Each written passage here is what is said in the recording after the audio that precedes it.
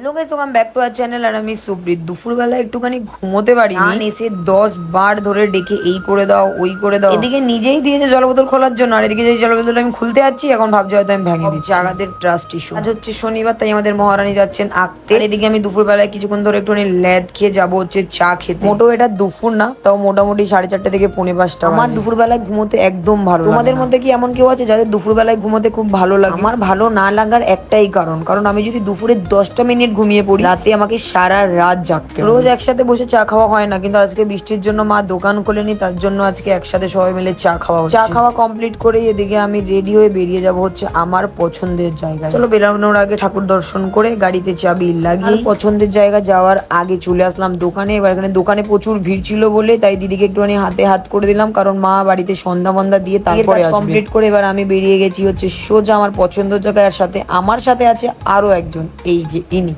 এনার আঁকা কমপ্লিট হয়ে গেছে, তো আগে পুজোটা দিয়ে আসি, তারপর দেখাচ্ছি উনি কি এঁকেছেন। আর এই হচ্ছে সেই জায়গা যেখানে এসে দাদাই এক শান্তি পাওয়া যায়। আর এইটা হচ্ছে আমার জানের আঁকা। হ্যাঁ, ওর আগের আঁকার থেকে অনেক আঁকা চেঞ্জ হচ্ছে। স্যারও বলেছে ও নাকি আগের থেকে এখন অনেক ভালো আঁকছে। এখানে 1 কাপ স্যুপ খেতে খেতে জানের সাথে আমার, আর ওইদিকে জানের সাথে দিদির মারামারি লেগে গেছে। আর এখানে হচ্ছে আকাশের চাঁদটা কত সুন্দর লাগছে, কারণ কিছুদিন ধরে এত বৃষ্টি পড়ছে যেন চাঁদ দেখতেই পাচ্ছি না। আর এই যে মার দুজনে মিলে মারামারি করে মাটিতে ফেলে দিয়েছে। এখন ওর বায়না, ও মোমো খাওয়ার পর ওর বার্গার আরো বায়না করেছে, মানে ওকে খাওয়াতেই হবে, এটাই হচ্ছে ওর আসল কথা। যাই হোক, ওর বায়না পূরণ করতে আমরা চলে আসলাম এখানে ওকে খাওয়াতে। আর এখানে এসে ও হাট বকছে, তাই আমি বললাম আমি কি বলবো, তুই কি বলছিস? তাই ওটাই বলছে যে না তুমি বলবে না। দিনের জান আর আমার স্টোন পেপার সিজার খেলাতে আমি হেরে গেছিলাম বলে জান আমাকে খুব মার মেরেছিল, আর আজকে আবারও খেলেছি আর জান আজকে হেরে গেছে বলে আমি জানকে মারলাম। তো যাই হোক, আমাদের খেলা কমপ্লিট। এবার হচ্ছে যাবো হচ্ছে আবার দোকানে। দিনটা যেন আমাদের এইভাবেই কেটে যায়, বদমাশি খুনসুটি মারামারি করতে করতে। দেখতে দেখতে আমার জানও কতটা বড় হয়ে যাচ্ছে। এই কিছুদিন আগেই মনে হয় ওকে আমি হসপিটাল থেকে নিয়ে আসলাম, একদম ছোট্ট। এখন দেখতে দেখতে কতটা বড় হয়ে গেছে আমার জান। আর এই যে বদমাশি কোনোদিনও যাবে না,